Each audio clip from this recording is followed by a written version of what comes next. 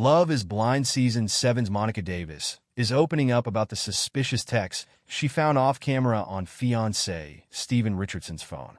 In the latest batch of episodes, now streaming on Netflix, the couple's engagement came to a sudden and shocking end after Monica discovered sexual texts exchanged between Stephen and another woman while he claimed to be drunk at a sleep test. However, the moment she first saw the text happened when cameras weren't rolling. So now she's telling Entertainment Weekly exactly what happened that wasn't shown on screen. I discovered the text just by total coincidence, Monica tells EW. We were in our apartment that day, and in the morning, Taylor and Garrett had sent all of the couples a text that said, "We're going to be baking fall goods for everyone, and we're going to drop them off later tonight." We were expecting them to come by soon, and he had to go to the bathroom, so he left his phone, and it lit up. Monica reveals that she and Stephen had a great day together before the bomb dropped, and remembers laughing with him moments before, so she didn't even think twice about looking at his text to read cast member Garrett's message. And when I went to click on Garrett's text, I was in his text messages, and there was one at the top right under Garrett that was a girl's name, and I could see some writing, and it was just, yeah, Monica says with a sigh.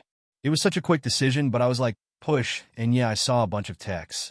Her alarm bells went off immediately at what she saw, so she went into detective mode and read them thoroughly. I was scrolling to the top because I wanted to see when they started, and they started some time ago, certainly before he left to do this show, Monica says. It was like a dagger to the chest in that moment. 5 seconds after, Taylor was asking me, what did they say? And I couldn't even remember the girl's name, but I do remember they were really very sexual. I remember one specifically said, "No one's ever been able to satisfy my kinks the way you do." And they were just going back and forth. While Monica doesn't know the exact details of Stephen's history with this woman, she says there was definitely a history there for sure. I don't know if it was like romantic loosely. I don't know if it was just a physical thing. She also doesn't believe he cheated on her during their post-pods relationship, but he was texting this other woman during that time.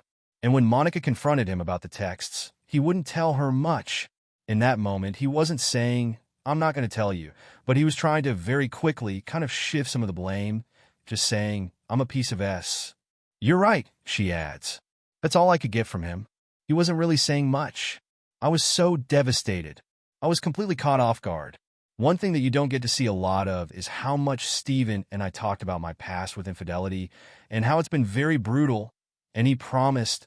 I felt so safe in knowing that that would never be an issue because of how open and honest I was about it. Monica reveals she wanted to make sure their breakup was filmed, and she didn't want to give Stephen a chance to act like it didn't happen. I just knew in that moment I was so disgusted and shocked that I needed him to be away from me, she says. But when asked if that's where their relationship officially ended, Monica is hesitant to answer. When viewers tune into the reunion, they'll get to hear more about what's happened since then between him and I and the current state of our relationship, she says. As for the instantly iconic moment when Monica demanded that Stephen pay her back on Venmo for expenses she had covered, Monica laughs. What really inspired it is I have ex-boyfriends who still owe me money for things, so I was like, this is not happening again, she says. It was just for relationship things, and I was like, I'm happy to pay for it all, and then you can pay me back when you can. So, groceries, I think dinner one night, it was a couple $100. Watching these latest episodes has been a lot for her to relive. It's not fun seeing myself that heartbroken and sad and upset, Monica says. It's been some time since then, so a lot has happened. It's been overwhelming and sad at times. Mainly, I'm really excited that it's finally here and I'm getting to see it all and not gaslight myself as to maybe certain things that happened. Despite how things transpired for her and Stephen in these episodes, Monica says that she's still really grateful for the entire experience of being on Love is Blind. I'm so happy I did it and wouldn't change a thing, she says.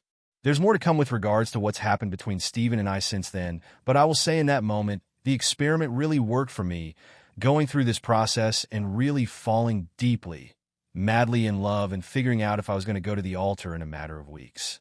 And I certainly am so grateful that I didn't go a day further, let alone a couple weeks further. So I think everything happened exactly the way it had to happen.